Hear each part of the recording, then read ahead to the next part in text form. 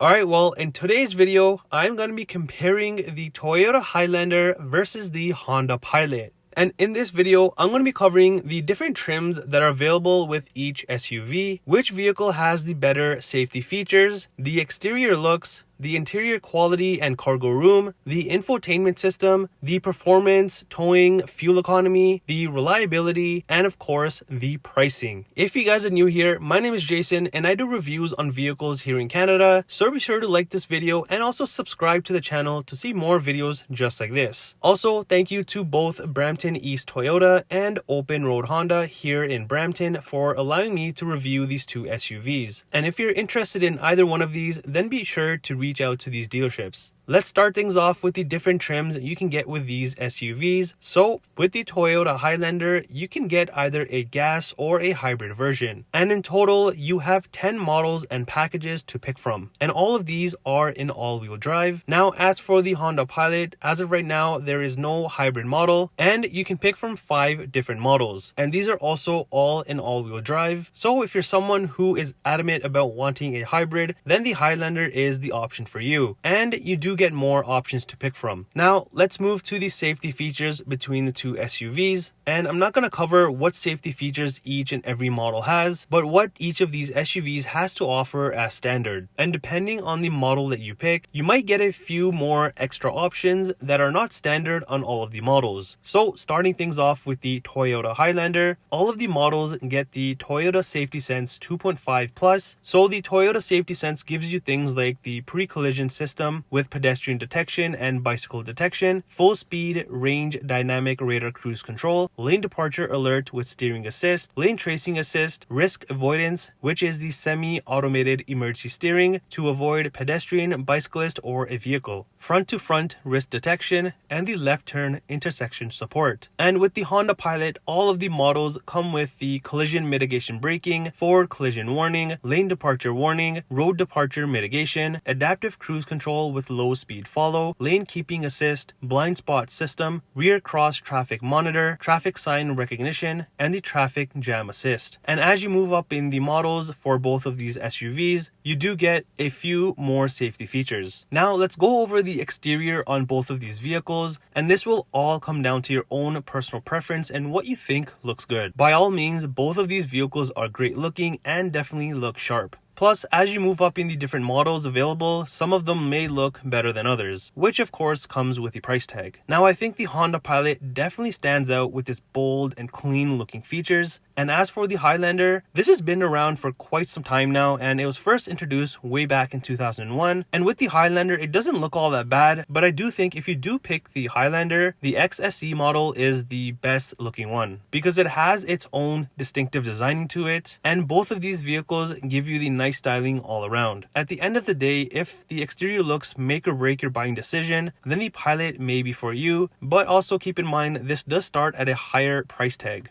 Now let's cover the interior and see the differences between the two. And just like the exterior, this will also vary depending on the model that you pick. Both vehicles have a nice interior, but I do have to give it to Honda on this one. There's just something about their interior design versus Toyota, which makes it feel a little bit more premium. The layout of everything just seems to fit perfectly and not stick out, but the Highlander does start from a lower price point compared to the Pilot, so depending on your budget, you may end up with the Highlander instead. Now, don't get me wrong, the Highlander interior is not trash at all. You still get very nice interior styling, and I think you get a better integration of the touchscreen, which I'll touch on shortly. Now, as for the interior in general, I think the Pilot has an edge over the Highlander. I think what makes the Pilot interior look better is obviously the sleek designing overall, and what I mean is things like the digital cluster, no big gear shifter, and the center console designing. However, in the back is where the Highlander is a bit better than the Pilot. and that's because of the third row legroom. It's not huge, but the Highlander does take this. However, you'll notice there are no rear venting on the console for the Highlander, so small things like this could be a deal breaker. Whereas for the Pilot, it has it. Also with the Highlander, you can pick a variety of different interior colors depending on the model and package that you get. And with the Pilot, you only get a black interior unless you go ahead and splurge out on the highest trim. Now, the infotainment system. The software on both of these vehicles is very easy to navigate. navigate, probably more so on the Highlander. But if we're talking about looks and usability wise and what you can do on the screen, I would have to give this to the Pilot. It just has more things on here compared to the Highlander. However, I do like the design of the Highlander touchscreen as it's more well integrated into the design of the dashboard. Both touchscreens are pretty clear and responsive when going through the different menus. Two things that make the Highlander stand out is that you get a slightly bigger touchscreen as standard, and also you get wireless Apple CarPlay and Android Auto even on the base trim, whereas the Pilot, it's wired. Now if you don't really care about the interior looks, then the Highlander is the option because of the lower starting point. As for the cargo room, the Pilot takes this as it has about 22 cubic feet of cargo room, and it's slightly less for the Trail Sport model, whereas the Highlander only has about 16 cubic feet of cargo room. So if cargo room is a huge thing for you, as many families buy SUVs for family road trips and whatnot, the Pilot may be a better option. However, it does come with a higher price tag as well. Now let's talk performance with these two SUVs. With the Highlander gas model, you get a 2.4 liter 4-cylinder engine, which gives you 265 horsepower and 310 pound-foot of torque. Fuel economy wise with this engine is about 11.8 liters per 100 kilometers in the city and 8.6 liters per 100 kilometers on the highway. And with the Highlander, you can tow about 5,000 pounds. And if you go with the Highlander hybrid, it has the 2.5 liter 4-cylinder engine, which gives you a combined 243 horsepower and 175 pound-foot of torque. And fuel economy wise with this engine is about 6.7 liters per 100 kilometers in the city and 6.8 liters per 100 kilometers on the highway. And with the hybrid, you can tow about 3,500 pounds. Taking a look at the Pilot, all of the models have the 3.5 liter V6 engine, which will give you 285 horsepower and 262 pound-foot of torque. Fuel economy wise, you get about 12.4 liters per 100 kilometers in the city and 9.3 liters per 100 kilometers on the highway. As far as towing, it's the same as the gas Highlander of about 5,000 pounds. And in terms of which SUV is more reliable, in my opinion, you cannot go wrong with either one of these because Honda and Toyota have a reputation of lasting a very long time. Now finally, for the pricing of these SUVs, you do get more trims with the Highlander like I was mentioning. So the base gas model starts from about $49,800 Canadian and the top gas trim starts from about $58,100 Canadian. Now since this does have a hybrid model as well, these will range from about $52,800 Canadian all the way up to $61,100 Canadian. For the Pilot, you do get only 5 models, so picking does become limited. So for the base model, this does start from about $55,500 Canadian and the top trim is about $67,200 Canadian. Now the Pilot, like I keep mentioning, does start at a higher price point compared to the Highlander, so this could be one of the points that makes you go with Toyota instead. Well, that does it for the comparison between the Toyota Highlander versus the Honda Pilot. Let me know which one you would go with, or would you just pick something completely different?